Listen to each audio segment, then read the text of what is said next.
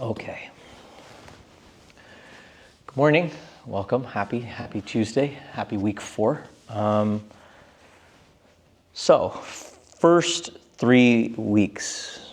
Week 1, establishing what mindfulness is, what meditation is sort of meant to be. Week 2, establishing mindfulness of our breath. So, learning how to work with our breath when we actually sit to meditate. Week 3, understanding the relationship between breath and body, of practicing that body scan and just seeing what happens when we're able to cultivate a meditative space for the body to surface with its feelings, or what it holds within it. But now I'm going to talk about something very specific in terms of feeling. Today's practice is going to be derived around what Buddhists would say is vedanā, which is feeling tone. It's typically we want to address feelings as being separate from emotion. So that's going to be a big part of today's conversation. It's being able to understand what we can classify as a feeling, and then what trickles from a feeling into emotional attachments or aversions, which is a big part of how we then react to what we feel. And what this may help you understand is when we sit to meditate, why we end up reacting to certain things when they come up, whether it's a thought that pops up in the mind and what ends up drawing us to react towards that, or in last week's context when it came to a body scan and we brought awareness to certain parts of the body, why we may choose to react to that.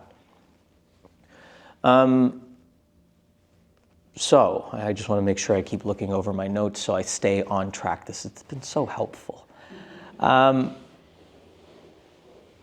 So here's a very nice way that Buddhists, or this conversation can be framed, one from a Buddhist perspective.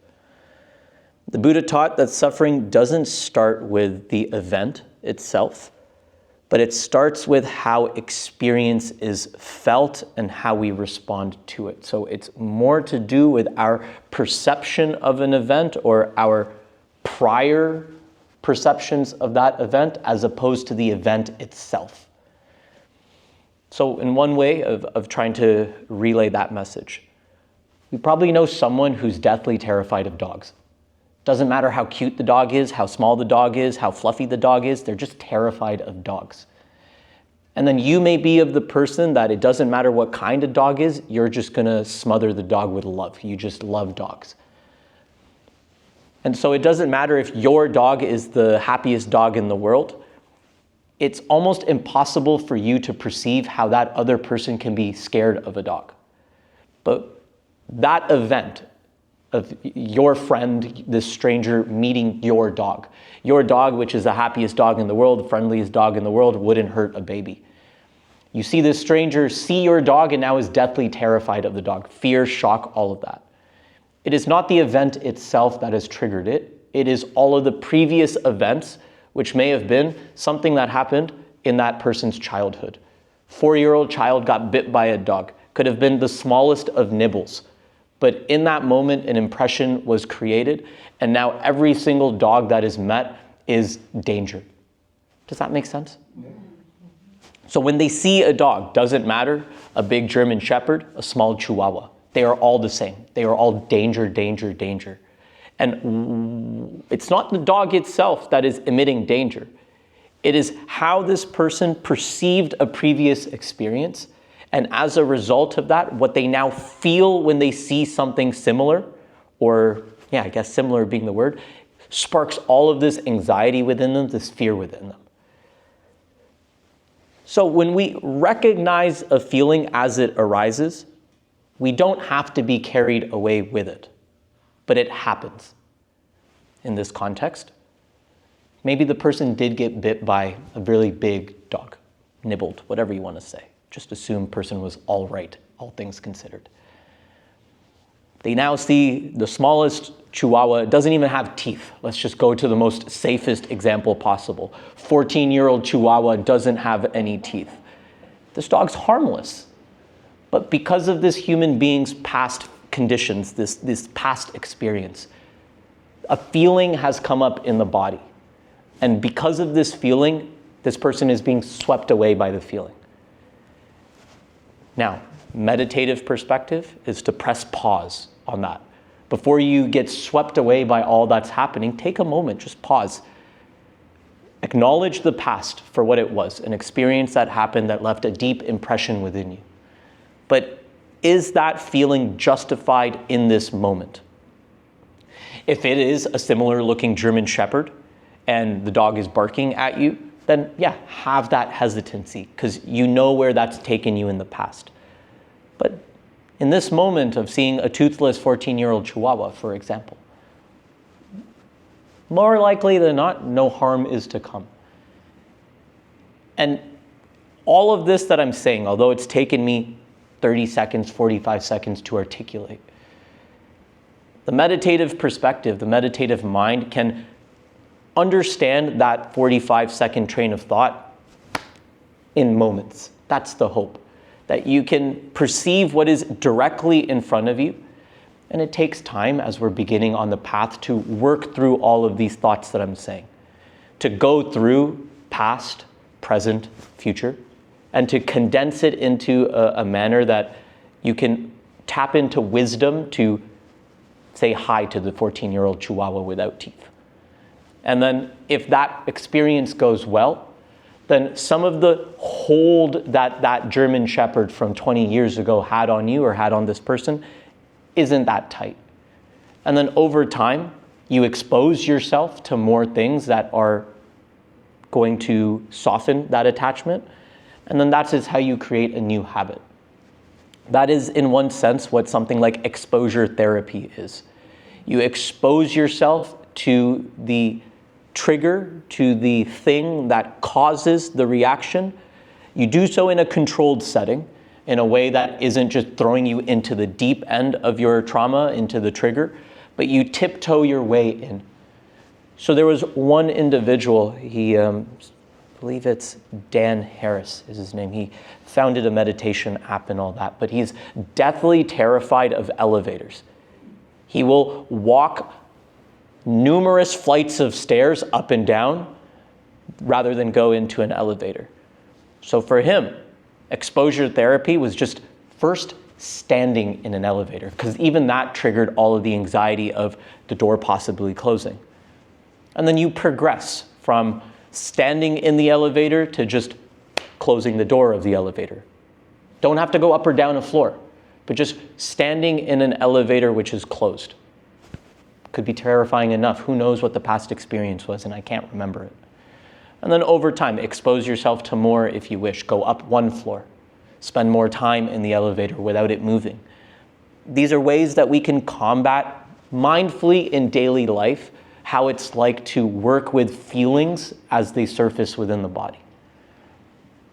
But now we have to understand, based on this example, and the idea of vedanā, feeling tone, what the clarification needs to be within this context of this discussion here is the difference between feelings and emotions. We do blur the lines between it because we do feel from an emotional standpoint, but then in that sense as well, feelings come in three forms. Buddhist perspective and the way that we can work with it within a meditation practice, a mindfulness practice, is that there are pleasant feelings, unpleasant feelings, and neutral feelings.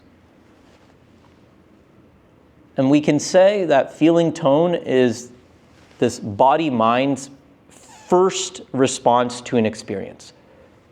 So you step outside of your house and you feel sunlight on your body. We would label that pleasant, unless you have some form of skin issue, in which case it may be unpleasant.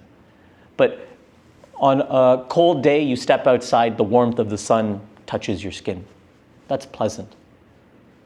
But we go outside in the middle of summer. It's 45 degrees with humidity. Same exact sun, but what changes? It is now probably going to be labeled unpleasant. So it depends on the context for sure, but it is our first reaction or our first encounter with a particular event. So just using that generic example, today you step outside, currently there's no sun to be seen, but there might be a moment when you're walking around, the sun cracks through the clouds and it just touches your skin. We could label that pleasant. Okay. Unpleasant experience. We're walking, I guess today it's quiet, but imagine we were just hearing sounds of construction. It's not that it's harming us, but it's not the most pleasant of experiences to work with. We're trying to sit to meditate, we hear sounds of construction, it becomes an obstacle in the way, a hindrance in the way. So we would consider something like that, a loud noise, potentially unpleasant. And there's several examples of it, right? These can be pleasant and unpleasant experiences on any of our senses. So the warmth of the sun is felt on your skin. So there is a touch. The loud sound is taken in by your ears, the nervous system there. So there is that. Seeing something pleasant or unpleasant, smelling something unpleasant or pleasant, tasting something unpleasant or pleasant. And then in the context of what's happening in this room right now, we're just sitting. And for most of us, it's just a neutral experience. We can't really derive this as being pleasant, hopefully you're not in chronic pain, so it's not an unpleasant experience. So we would label this a neutral feeling. Any questions so far about where that understanding is? Pleasant, unpleasant, and something like a neutral. So feelings are tied to our senses, and I know we have lots of emotions, but emotions are not. I'm really trying to listen to understand the difference as we get there. So yeah, I would say that, right? It's a contact of an experience with our mind-body. This one of 5 things or one of 6. Mind is also derived as a sense. So smell, taste, sight, hearing, touch, mind. 6 senses is what Buddhists would consider. I think I labeled 6 there, but the mind is also the all-prevailing sense object as well. So when you use the example of us being in this room and it being a neutral experience, what senses are you? I'm taking this quite literally. What senses are you using there? Well, in that sense we're just talking about being physically seated, then it is the feeling part of it. Like my body feels no sort of particular way about being here. We're supported with backrest, we have blocks and whatever, we got blankets on top of us. Versus if we were sitting on a beach, I would consider that pleasant. Wouldn't just be a neutral experience, that'd be pleasant. Versus if we were sitting out there On a bench, yeah. in the snow, unpleasant for most of us, unless you're a little kid in snow pants and you like being outside. But see how this same experience can change from being pleasant to unpleasant depending on the environment, or time of year, like the sun. Warm sun on a cold day, great. Humid sun in the dead of summer, the middle of summer, could be unpleasant, just depending on who you are. So feeling tone, it is how we respond to an experience given the context of it, given the situation of it. So pleasant, unpleasant, neutral being just a very straightforward kind of way to label something without getting caught up in it. If something feels pleasant, okay. If something feels unpleasant, okay. And if you can't differentiate between the two, most likely just a neutral, indifferent kind of experience. So why this matters is that this then brings us into the emotional standpoint of things. Depending on what we feel, we may develop a craving towards it. We may become attached towards it. We may become resistant towards it, so we become averse to it. And it can happen very fast. So let's think about just that warm sun. You go out on this cold day, frigid day, maybe it's not that cold today, but you're walking, and right now, no sun is out. And in the moment that the sun breaks through the cloud and it touches your skin, pleasant experience has arisen. Now, you can't choose how long the sun stays, but there's a part of you that as the cloud then starts to wash over the sun, the pleasant experience will then start to fade. Technically speaking, it fades into a neutral experience because you're just going back to where you were. But it doesn't do that because your pleasant experience no longer being there for you has now become an unpleasant experience because you want a little bit more sun. You can't choose to part the clouds. That wasn't your choice, but the clouds parted, the sun came, it touched your skin, and wow, it feels nice on the body. It feels nice on the skin. And I do that from time to time. I will stop walking if I can feel a crack in the sky and I feel the sun. I just embody my cat of just absorbing sun, right? But the problem isn't that pleasure ends or pain arises. It's not the whole sense of the pleasant feeling coming up or leaving away, or vice versa, the pain, the unpleasant experience coming up or going away. It's when we start to argue with reality. And the resistance to reality is that we have no choice of the clouds parting. And when the sun comes, it comes. When the sun goes, it goes. But when we start to resist that fact of the sun was there and I made the most of it for the 5 seconds that it was there, okay, now I go on with my day. But there's just a little part of you that's like, just another 5 seconds of sun wouldn't have killed Mother Nature, right? But that is where like you start to bargain with something that makes no sense in bargaining with. And that inner amount of resistance, no matter how frivolous it is, can create and contribute to our own little sense of suffering. On a very small scheme, in this example.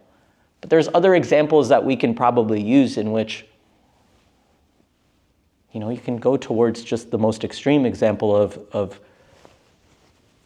somebody passing away that you didn't want passing away. You thought they had more time, they don't have more time. You don't have any say in the fact. The pleasant experience was while they were alive. Doesn't matter what condition they were in, even though if they were suffering. The fact that they were alive made you happy, pleasant, whatever. But as they pass away, whether that's your control or not, unpleasant experience arises. They have passed away. It does contribute to suffering. But what furthers the suffering is when we then start to argue with reality, the why. Why did this happen? Why did this happen to them? How could that have happened? If that person could have done a bit more for that, or if I could have done a bit more. All of this bargaining for what? It's trying to find an answer when there's no answer to be found. And things like that is the other end of the extreme example of trying to argue with pleasant, unpleasant, neutral. And it's not that I'm trying to diminish the fact that life should just be labeled pleasant, unpleasant, or neutral. It's not that. But it's just around understanding the spectrum of trying to work with what this idea of vedanā is, this feeling tone of experience is. So, when it comes to recognizing some of these things around feeling tone within ourselves, pleasant things we typically want more of. Naturally so. We want more pleasant. That's one sense of a pleasant experience.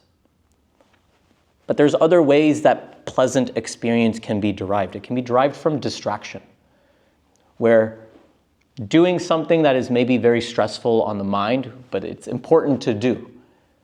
But because it's not the most enjoyable, we pull out the phone, we distract ourselves. It becomes a pleasant escape, but it's not the most helpful thing. So pleasant doesn't always mean something good. Try to factor that in as well. Because if we go from doing something that needs to be done and we distract ourselves, TV, binge eating, stress eating, these are things that create momentary pleasant experience. But they come at a cost sometimes.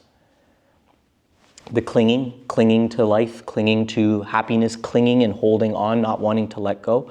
It starts off as happiness, starts off as pleasant experience, but if we cannot let go of certain things, or if we cannot work with certain things skillfully, they go from pleasant to unpleasant very fast. When it comes to our meditation practice, unpleasant experiences, very simply put, could be tension. Tension that you feel in your body, your back, your knees, your joints. When it comes to working with daily life, an unpleasant feeling could be needing to have like a conversation with someone, but you're avoiding it.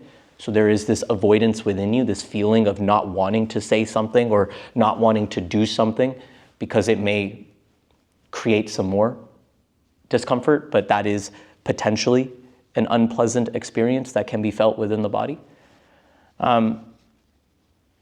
How we talk to ourselves.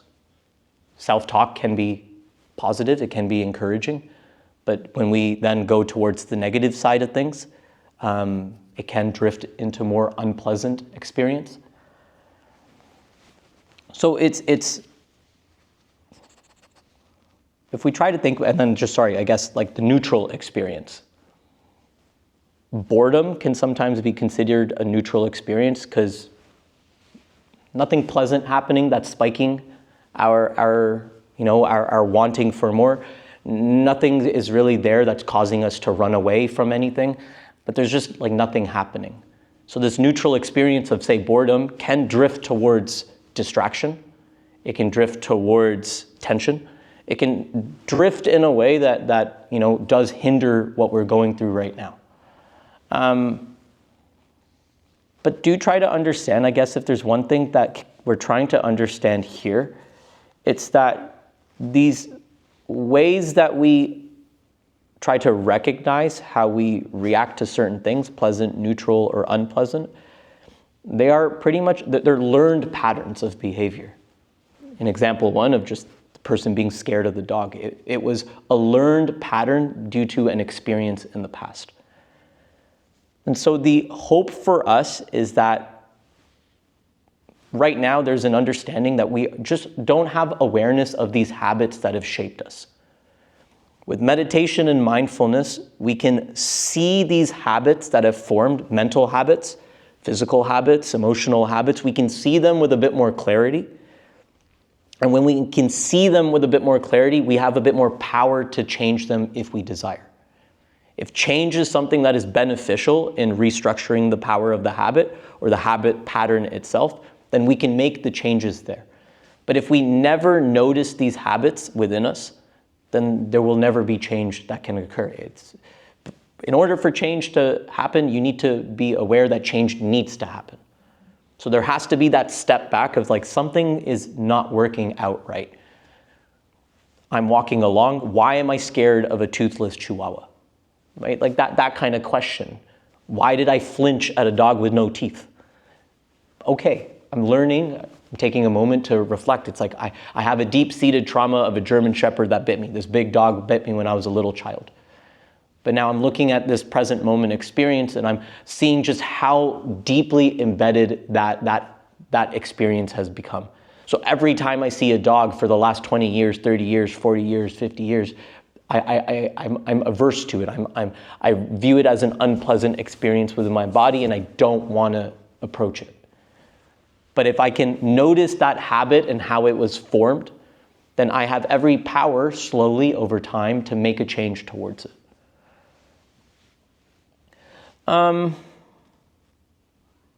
Any questions? Are we working up to radical acceptance? Is this where this is going?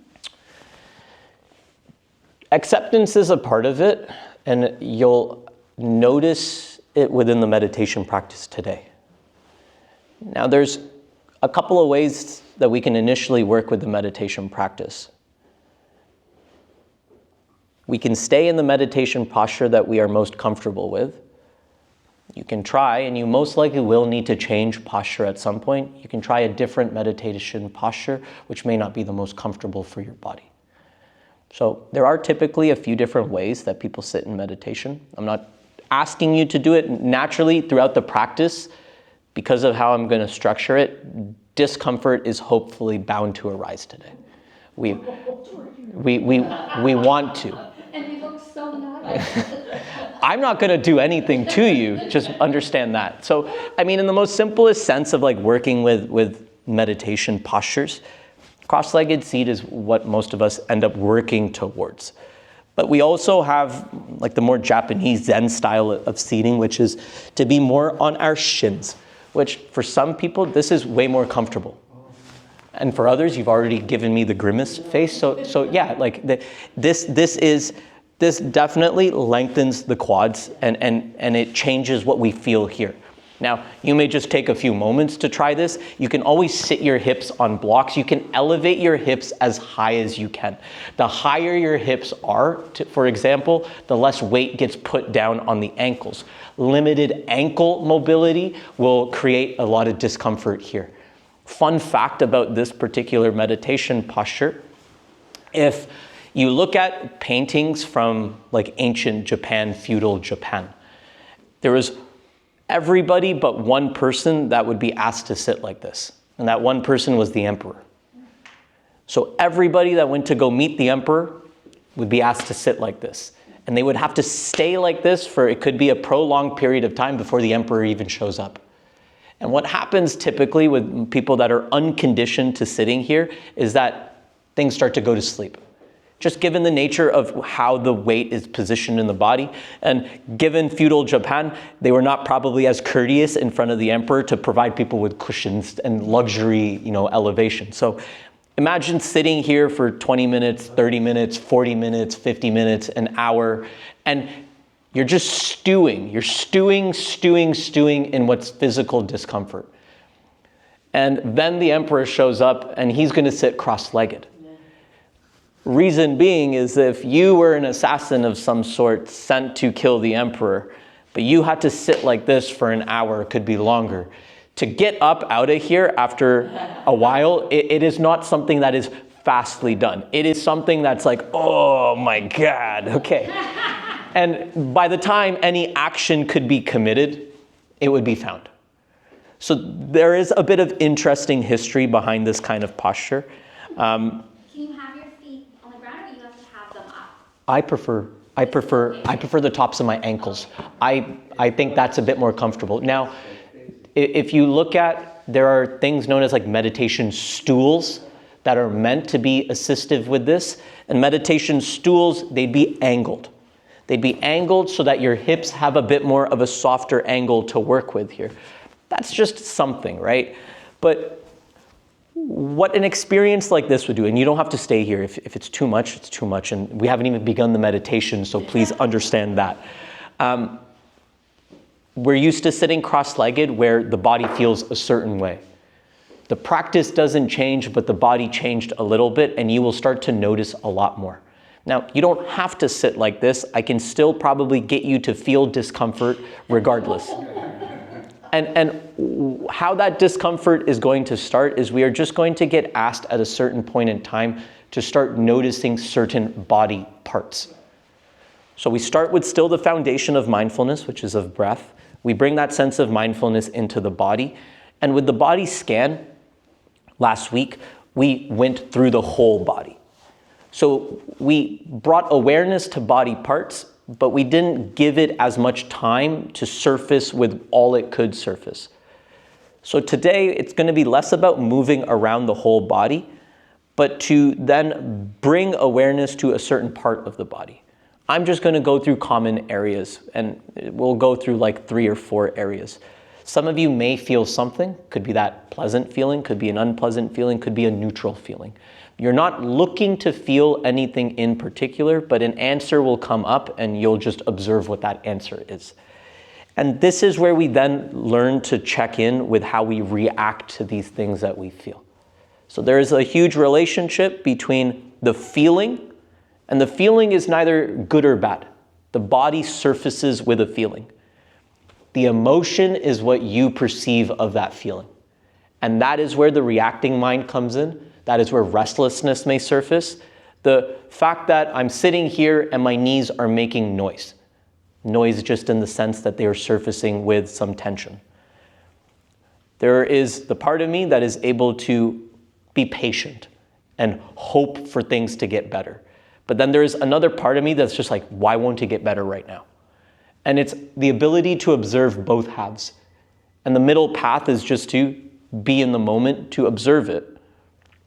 Not trying to change it, not trying to fix it, but just being fully aware of it. And just that enough, once again, when you can see the habit of how feelings turn into emotions, when we can see that link and we take a step back from it, it lessens the power of the emotional hold that we have on wanting to change things. So let's try today's meditation. Like I said, you can sit cross-legged, you can sit how I'm sitting. Don't torture yourself. If you do choose to sit in that different meditation practice posture and things start to feel like too much, listen to your body, change the posture. So it may just be that for the first 5 minutes you sit in that way, and I can mention when that 5 minutes shows up so that you can choose to change if you wish to change. Same thing is there. Use your blocks, use your anything. I guess I have the seat, I have the cushion, I can't offer this. Use whatever works best for you to find comfort in this new posture if you've taken it. But with that in mind, like, I find this position more comfortable. and that's perfect. Yes, but don't be. You've just never explored this posture before, I guess, or maybe you have, or it's been a long time. It's lighter on the back, yeah. It is. So this posture, I find I can sit taller. Because a cross-legged seat will usually bring a bit more flexion of the hips. Flexion of the hips will naturally create a bit more tension in the lower back. So here, the hip flexors themselves, just anatomically speaking, this has very little to do with meditation per se, but it's still comfort of the posture. Because the hips are less burdened here, the spine has more space to lengthen up. Feels decompressed. Yes. So this is one of the postures that we can use to build a bit more verticality in the spine, to build a bit more space through the upper body. Hands may change position as a result, but otherwise we find a comfortable meditation position that we can work with. We start there.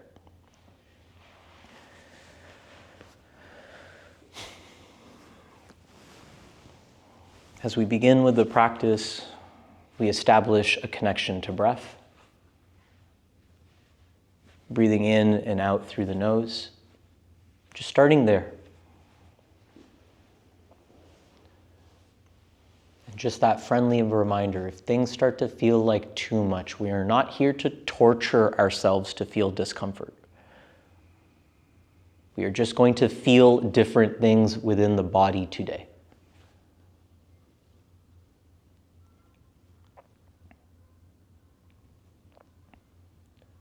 As you establish a connection to your breath, can you take a few moments to bring awareness to your body as a whole? So not identifying the body for all of its different parts, but just coming home to your body, bringing awareness into your body.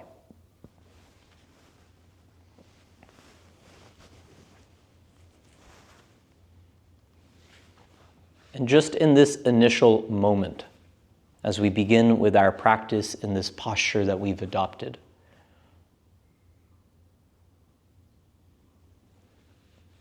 notice a sensation in the body. Doesn't matter where it is. Doesn't matter if it's something you feel in your chest, in your back, in your leg, in your arm. Just the first one that kind of sparks up, that comes to the surface. And we don't need to analyze it. We're just looking to recognize what comes up. And if you can, try to identify, is this something that feels somewhat pleasant, unpleasant, neutral?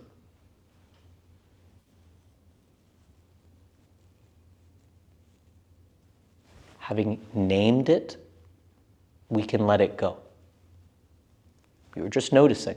We were noticing a feeling within the body, wherever that feeling was.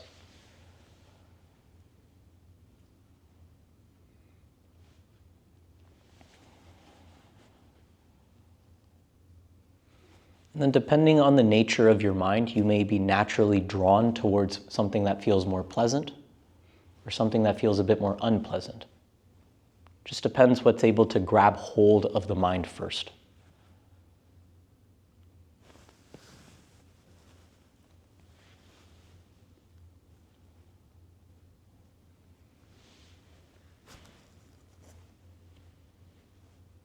But now let's be a bit more specific. Let's bring awareness to our knees. Whether you're cross-legged, whether you're resting on your shins. Just center your mind around your knees. Once again, no need to analyze anything, but just try to recognize. Not becoming hyper aware. We don't want to start being paranoid over what we're feeling. But as you stay steady with your breath, inquire very quietly. Is what you feel in your knees something pleasant, unpleasant, could be neutral, and that's okay.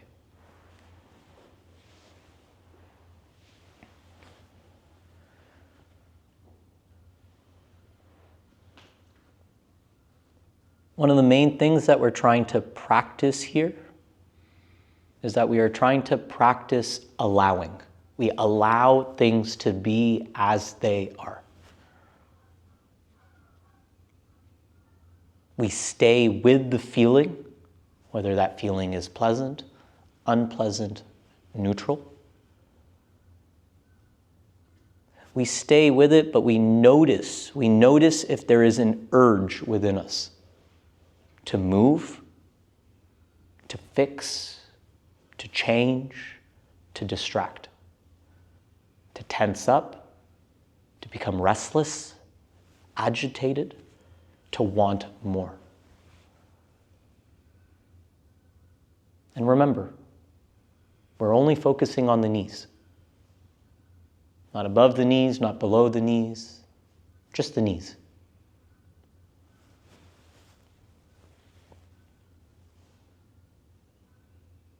See if you can let the feeling be without needing it to change, without wanting it to change, without demanding change.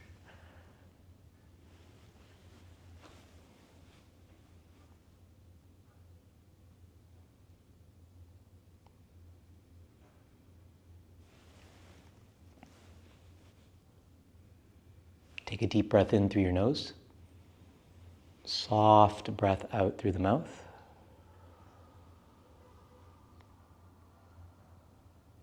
And as you return to your natural breath, shift awareness to your lower back.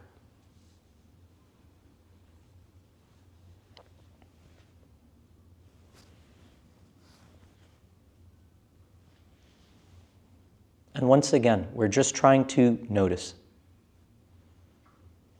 Those of us that have taken on a different posture, some of your noticing is around comparison. You will naturally compare. When I sat cross-legged, my legs and my lower back felt like this. When I'm sitting in this new posture, things feel like this. So there may be a contrast in feeling tone. This may feel more pleasant, this may feel less pleasant. This may feel neutral, there may not be any particular feeling.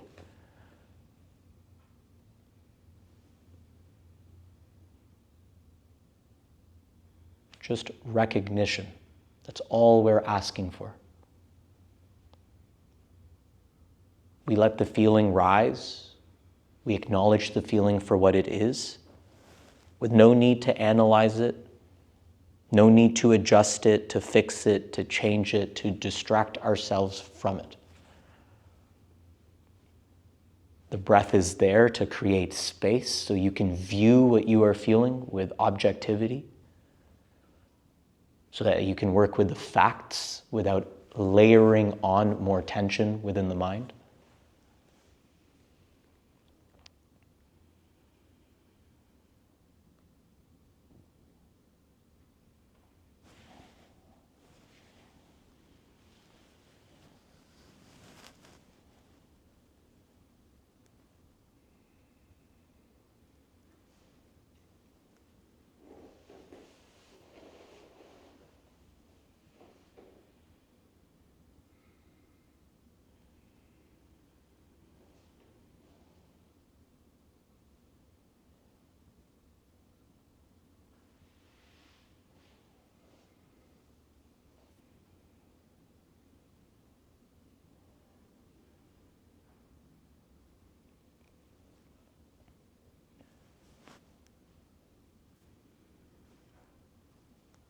it may happen that what starts off as something pleasant changes. Notice change. We don't need to stop pleasant feelings from becoming unpleasant or vice versa. We're just observing how things are constantly changing.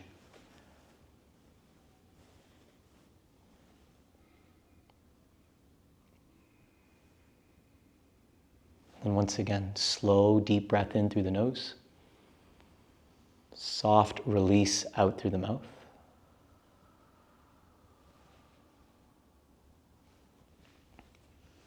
We'll shift awareness to our hands.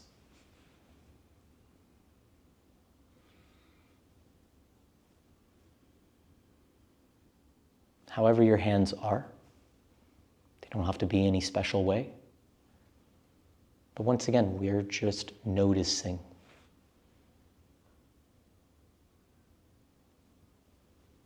You may feel some temperature. Your hands may feel warm, they may feel cool. You may associate this type of temperature with being pleasant or unpleasant.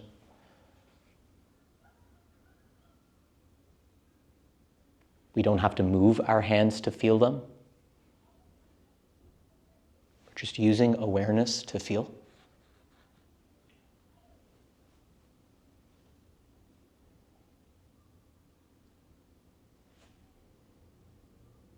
Some areas naturally receive more feeling. They surface with more feeling than others.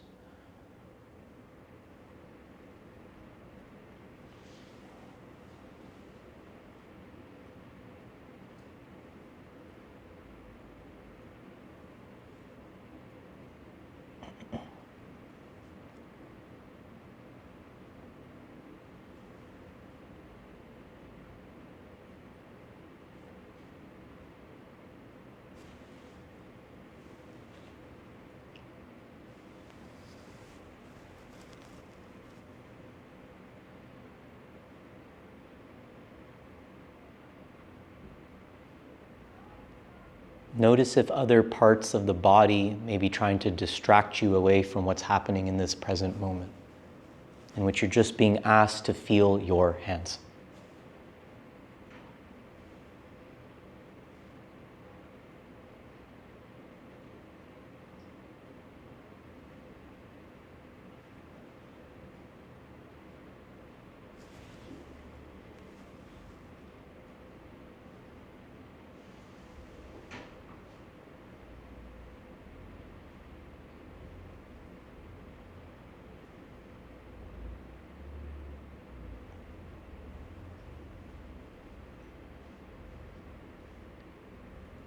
And then once again, deep breath in through the nose. Soft breath out through the mouth. And just for a minute, just come back to your body as a whole. Just sense the body as it breathes, the whole body breathing.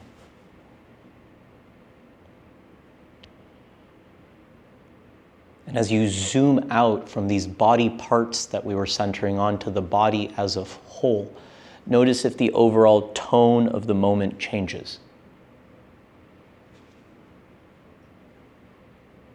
And as best as you can, just rest in awareness of this moment, of just the body breathing.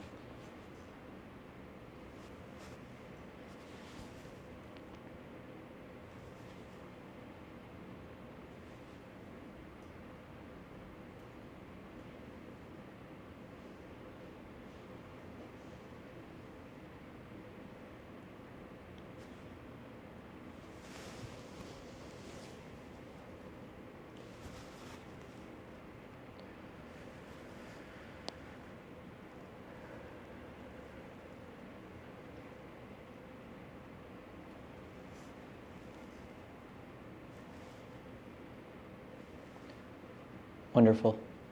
And as we slowly come to the end of this meditation, please be mindful. Reconnect to your body. You can slowly open your eyes. Those of us with numb legs, we may need a few moments. Those of us laying down will slowly sit up.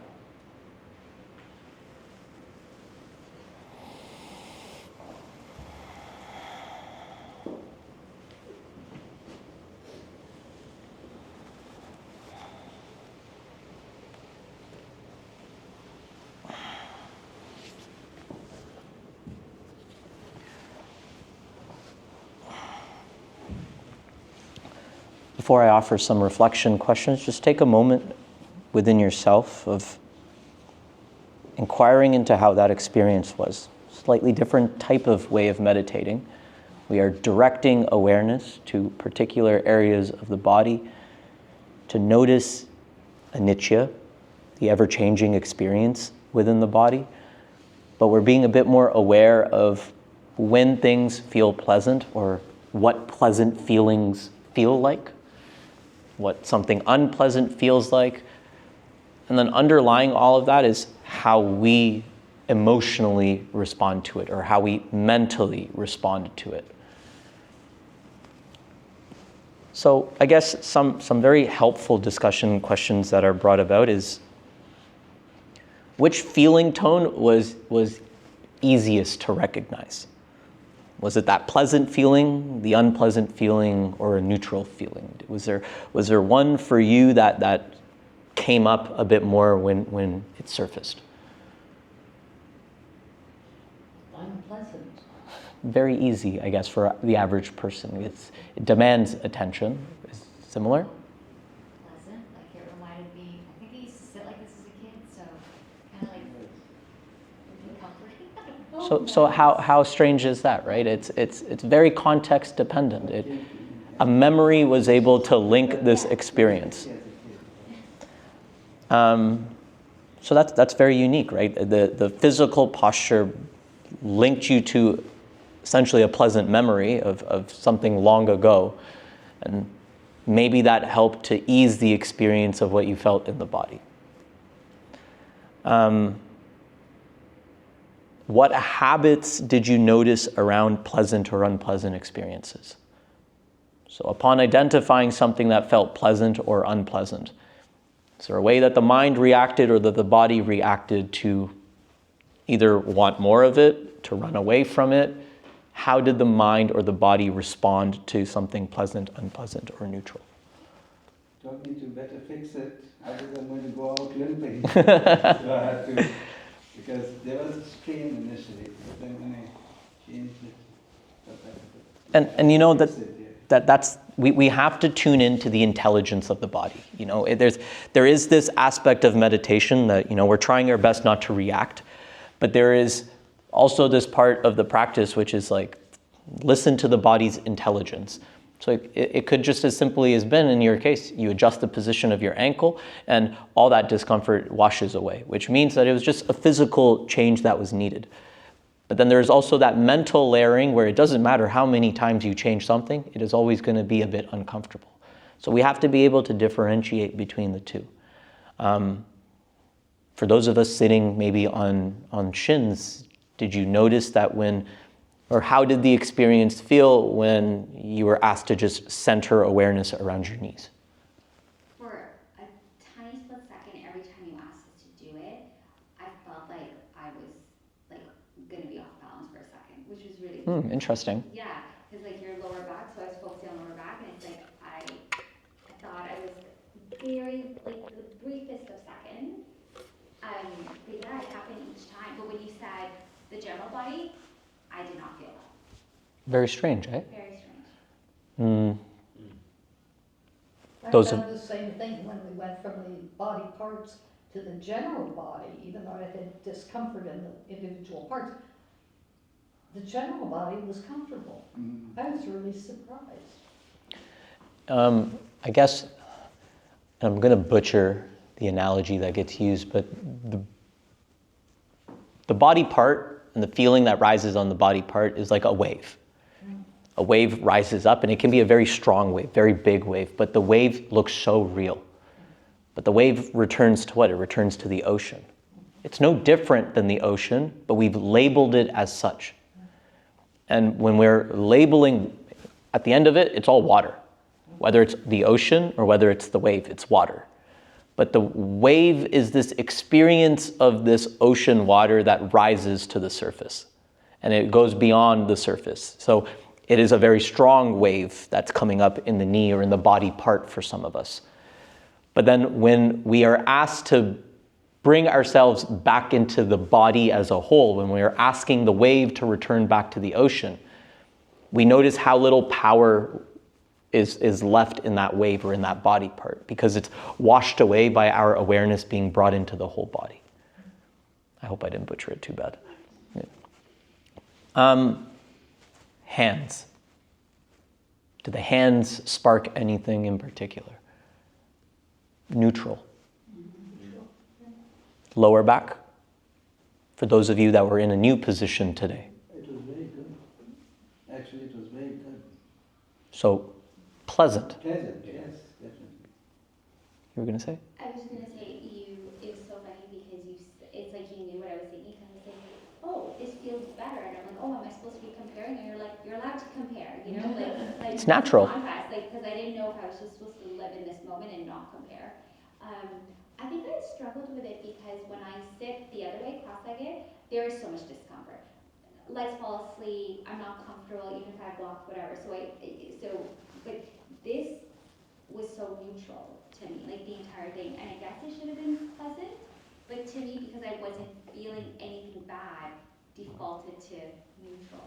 And I did feel bad that I wasn't feeling pleasant, just so you know. But I was like, I didn't feel pleasant because it's not hurting, but I was just so at peace with my body that I would consider that, me personally, I'd consider that pleasant. So then I thought I'm broken. And I'm like, what's wrong with me? There's a This lot should be going on pleasant. there. there's a lot. You need to be there. You need to be there. Do you know what I mean? I think you're hard on yourself. I think so. Even in meditation. We sometimes think that, something like happiness, using that in a broad term, is something that needs to be added into experience. But happiness can also be just seen from the perspective of the absence or the lessening of pain, suffering, sadness. So in this sense, the pleasant part of it is that it was less unpleasant. So typically how you sat to meditate, there was discomfort, which we can label unpleasant. But because we changed meditation posture, initial, pleasant, but then we're able to ride the wave into like neutral. Whereas we're not constantly teetering between the two polarities. At least that's how we can frame it. Being mindful of this experience doesn't remove the feeling. It doesn't necessarily make something unpleasant immediately become pleasant. But being mindful of it gives us space to view it within a different lens. So idea being, I guess, is that we were able to cover, for some of us, within our bodies, depending on the body part, we covered, for some of us, a pleasant place, an unpleasant place, and a neutral place. And then we can see how all of that dissolves into the whole body. And that's kind of what ends up happening day to day. When we're walking around day to day, and I mentioned this last week, we may not give consideration to these parts of the body that are unpleasant in nature. Because survival mechanism only wants the brain to focus on what is most important.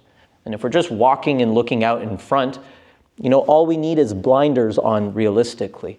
All we need to use is the bare minimum amount of effort to get us from one moment to the next, to the next, to the next.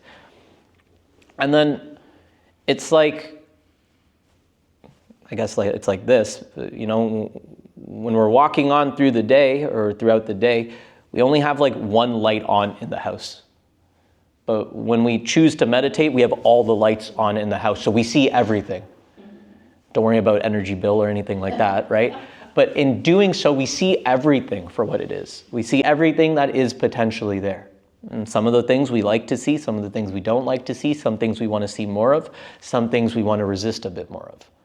But, question? Do we have time for a question? We do. We still have a couple of minutes, and then I just offer my closing. Yep. I have a question. It's easier to tolerate pain, so if something's hurting, it's much easier for me to tolerate it longer. But an itch or a scratch drives me mad. Yeah. Now the happiness, of course, the happy sensations, it's great.